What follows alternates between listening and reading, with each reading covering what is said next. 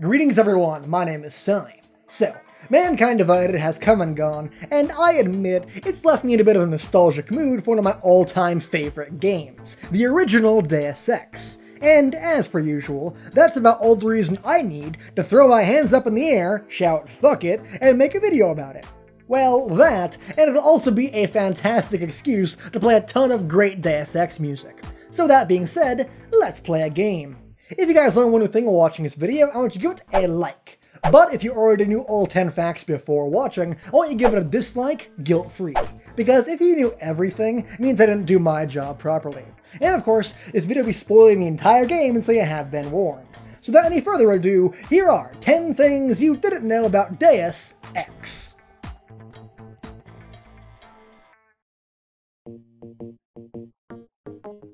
So as it turns out, there is a lot of content the developers planned to include in Deus Ex initially, but ended up being cut out. And while that's kinda cool, a lot of it never made it past the initial concept stage. But what's even more interesting are the bits that got so far along into development, there are still actually bits and pieces of them in the finished game. For example, did you know that Ion Storm initially wanted you to be able to stay loyal to Yanatko, effectively branching the story you would experience and the levels you would get to play? And this idea actually got so far into development that a part of it can still be seen, even though it's just a glitch.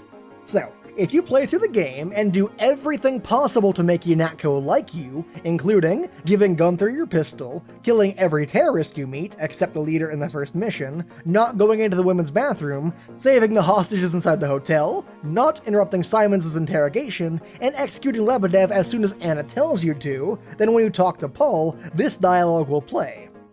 I checked it out. Sorry, Paul. Yanatko isn't perfect, but I'm not a terrorist. And I guess we go our separate ways. Too bad it had to be this way. Yeah, the offer still stands. If you want to go to Hong Kong. No, I'll be fine on my own. JC, if only you'd open your eyes for 1 second. I wish I knew how to convince you. Of course, you still have to go back to betraying Yanatko right after that because there's no other way to proceed, but it's still really interesting.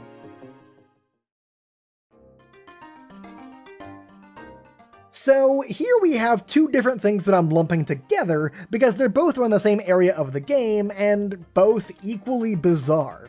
So first of all, did you know that in Hong Kong, there is a hidden untextured room in one of the buildings? Now, keeping in mind that every other non-enterable building in the game is basically a giant set made out of cardboard, it's weird to see something placed out of bounds that's had any work put into it at all. I mean, it's even got collision mapping for fuck's sake. But that at least can be explained away as being something the developers made and then just forgot about or whatever. But what's way more bizarre is what's behind this building. Just one infinitely repeating texture of an ad. So, programming error? Deliberate Easter egg? I've got no idea, so I guess it's up to you.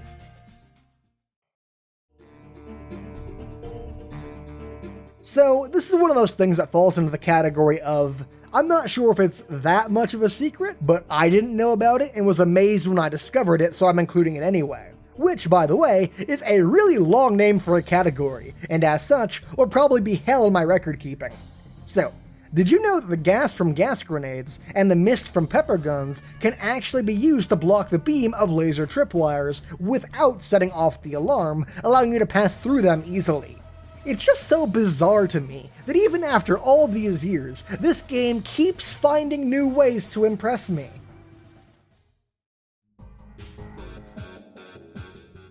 So in Hong Kong, when you break into VersaLife, you have a couple different ways of going about doing that.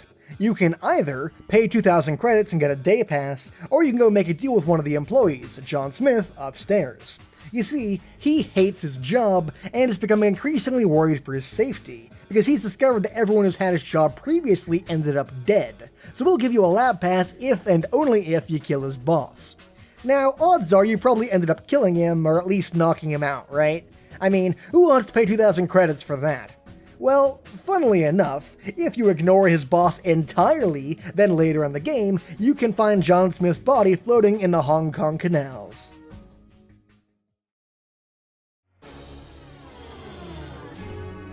Now, I don't know if this was a deliberate choice on the part of the developers or not, but it is still amazing nevertheless. So, did you know that J.C. Denton and his brother Paul Denton share the same voice actor, J. Anthony Frank? And of course, if your 15-year-old memories happen to be letting you down, this is amazing because JC is actually a clone of Paul. Again, no idea if that was a deliberate casting choice or if it was done to save money or whatever, but I love it.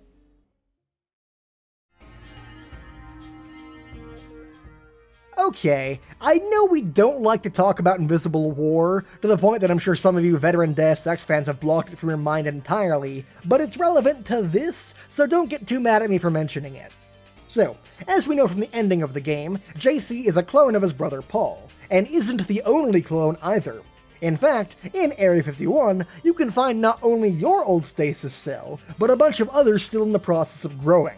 And on one of them, you can find the name Alex Denton, who ends up being the main character of Invisible War, and I think that's a cool little bit of continuity between the games.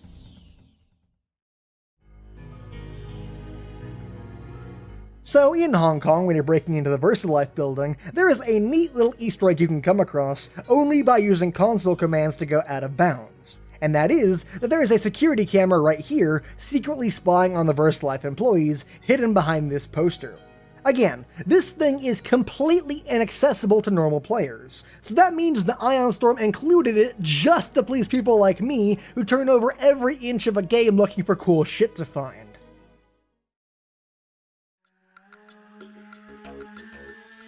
So, did you know that in classic game tradition, Deus Ex has cheat codes? Of the few that I've found, by far the most generic is that if you type in quotes during the credits, a bunch of quotes from the developers will come up, none of which are really that interesting. But you can also type in big head for a more unique message, let's say. But it gets better.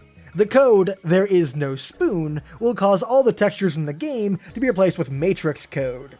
And finally, my personal favorite, typing in dance party will lead to an actual dance party, with some seizure-inducing flashing lights.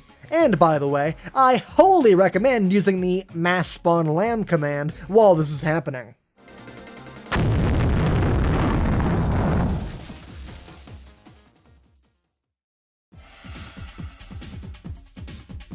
Okay, so what I found to talk about here is amazing, but chances are you don't know why.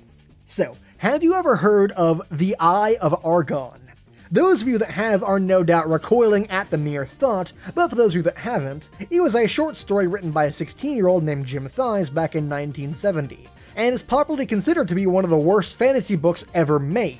To the point that it's actually been made into a party game now, where you read it until you laugh, at which point you pass the book on. And amazingly, there's actually an excerpt from it inside Deus Ex. You can find it in France inside some dude's apartment, but they just quote the first paragraph of the book, which, yeah, is bad, but it's far from the best part. So, in the spirit of that party game, I'm going to read my favorite part of the book after the credits of the video. So stick around. Trust me, it will be worth it.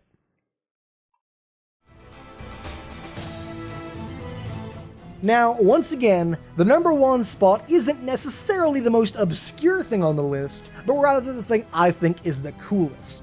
So, there's a nifty little thing you can find online called the Deus Ex Bible, which is basically a collection of notes and design documents from the developers. And there is a veritable mountain of stuff to talk about inside of it, but I'm just going to focus on the one thing I thought was the most interesting.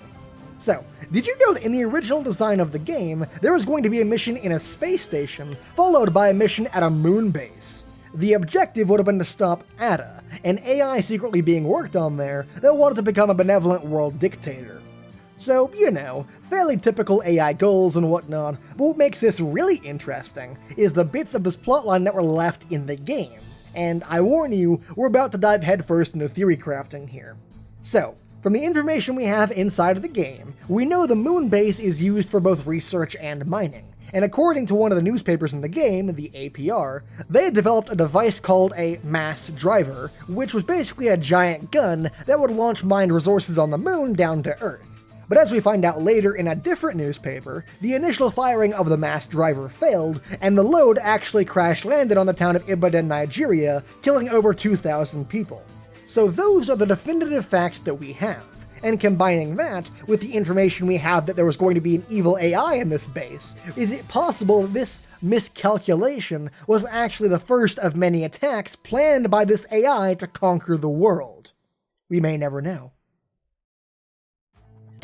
Hey everyone, thank you guys so much for watching. If you learned something new, be sure to leave a like, and if you didn't, leave a dislike, because that means I didn't do my job properly.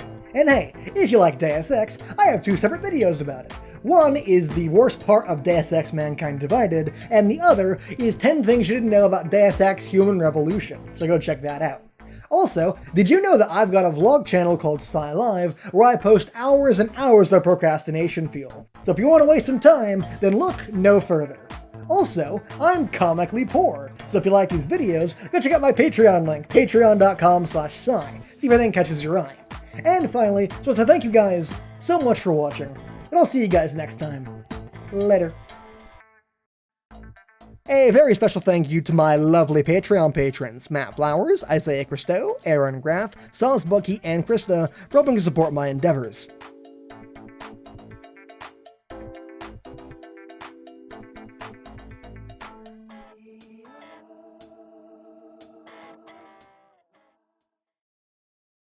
Welcome back, everyone. It's time to read some of the Eye of Argon. Oh, this is going to be great. Okay, so this is right at the beginning of the book, and our barbarian hero, Grigner, has just finished killing 2 dudes and has come to a tavern. Ahem. Arriving after dusk in Gorzom, Grigner descended down a dismal alley, reining his horse before a beaten tavern. The red-haired giant strode into the dimly lit hostelry, reeking of foul odors and cheap wine. The air was heavy, with choking fumes spewing from smoldering torches encased within Theroden's earthen-packed walls. Tables were clustered with groups of drunken thieves and cutthroats, tossing dice or making love to willing prostitutes. Eyeing a slender female crouched alone at a nearby bench, Grigner advanced, wishing to wholesomely occupy his time. The flickering torches cast weird shafts of luminescence, dancing over the half-naked harlot of his choice, her stingy orchid twines of hair swaying gracefully over the lithe, opaque nose as she raised a half-drained mug to her pale red lips. Glancing upward, the alluring complexion noted the stalwart giant as he rapidly approached. A faint glimmer sparked from a pair of deep blue ovals of the amorous female as she motioned towards Grigner, enticing him to join her. The barbarian seated himself upon a stool at the wench's side, exposing his body. Naked, save for a loincloth brandishing a steel broadsword, an iron-spiraled battle helmet, and a thick leather sandals to her unobstructed view. "Thou hast need to wholesomely occupy your time, barbarian?" questioned the female. "Only if something worth offering was within my reach," stated Grigner, as his hands crept to embrace the tempting female, who welcomed them with open willingness. "From where do you come, barbarian, and by what are you called?" gasped the complying wench, as Grigner smothered her lips with the blazing touch of his flaming mouth. The engrossed titan ignored the queries of the inquisitive female, pulling her towards him and crushing her sagging nipples to his yearning chest.